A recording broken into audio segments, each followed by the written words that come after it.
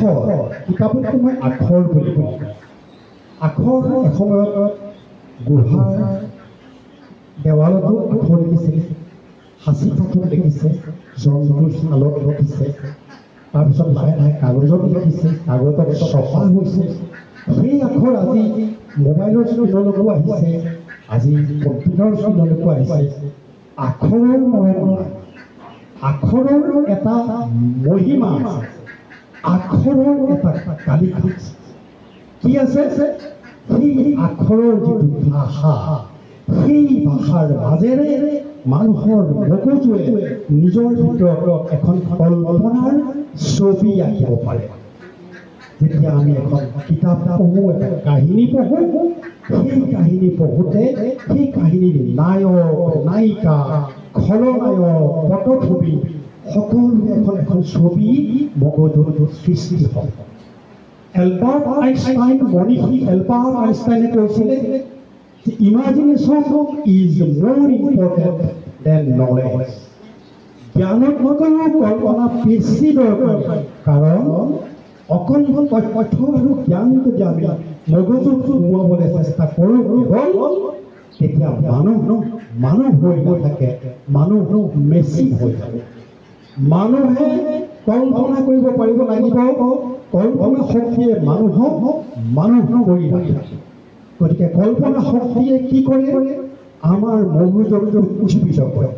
কল্পনা শক্তি কি? মানুহৰ মগজুৰ ক্ৰিয়াশীলতা। কল্পনা শক্তি কি?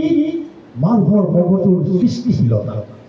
এজন মানুহে যিমান কল্পনা কৰিব পাৰিব, তেওঁৰ মগজুৰ সিমান বিকাশ ঘটিব। আৰু সেই কল্পনা নিখন্দেহে বাস্তৱ নহয়, বাস্তৱৰে ছবিখন কল্পনাত ঘটিব।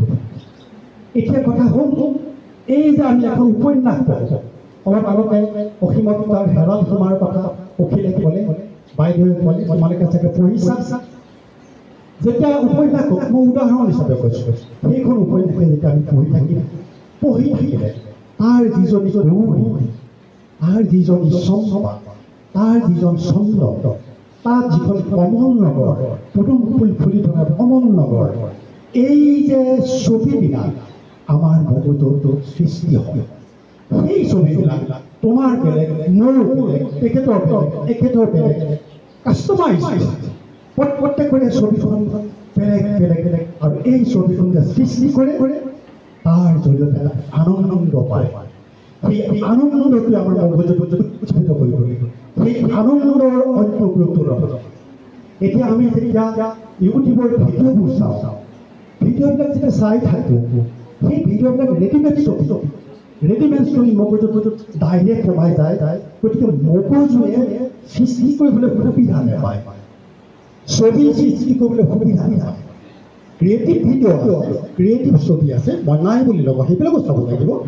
এতিয়া কথা হ'ল, কিতাপৰ যিটো মজা, কিতাপৰ যিটো উপকাৰিতা, সেইটো হ'ল সমান্তৰালভাৱে। তাৰমানে আমি ইণ্টাৰনেটতো কিতাপ পঢ়িব পাৰোঁ।